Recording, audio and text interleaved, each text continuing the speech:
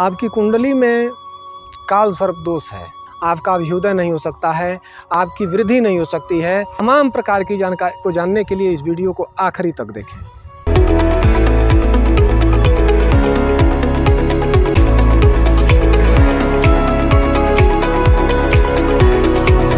जय माँ भवानी। मैं ज्योतिषाचार्य Arun Kumar Mishra motivational speaker YouTube channel पर आप सभी का हार्दिक अभिनंदन करता हूँ।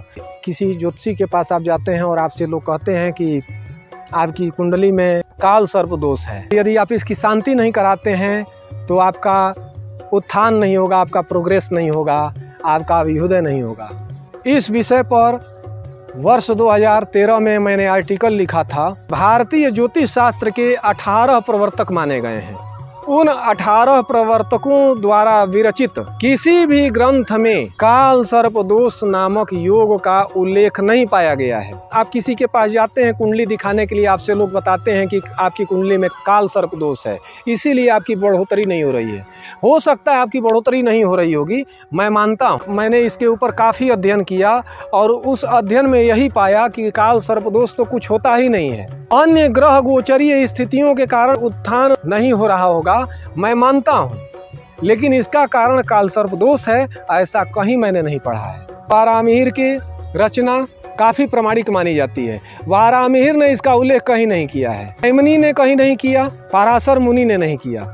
बृहद पराशर होरा शास्त्र, लघु पराशरी, लघु जातक और बृहद जातक, इन ग्रंथों का अवलोकन कीजिए जो कि फलादेश की थ्योरिकल जानकारी आपको देते हैं, जिसके द्वारा आपको फलादेश करने आ जाएगा। कुंडली किसी का आप देखते हैं, उसका फल कथन जब आप कहते हैं उसको हम फलादेश कहते हैं। उसके लिए थ्योरिकल जानकारी के लिए आपको लघु जातक पढ़ना चाहिए, बृहद जातक पढ़ना चाहिए।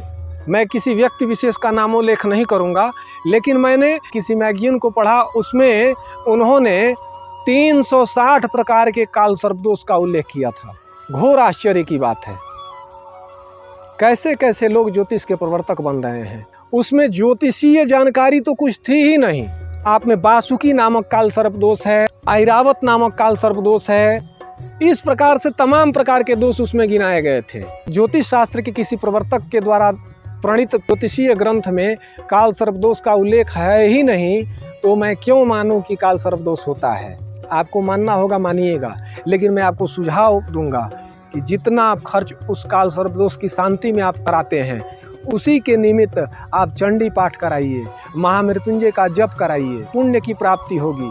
आशा करता हूँ हमारे द्वारा प्रस्तुत जानकारी आपको पसंद आई होगी। यदि जानकारी पसंद आई हो तो अपने संपर्क में साझा अवश्य करें।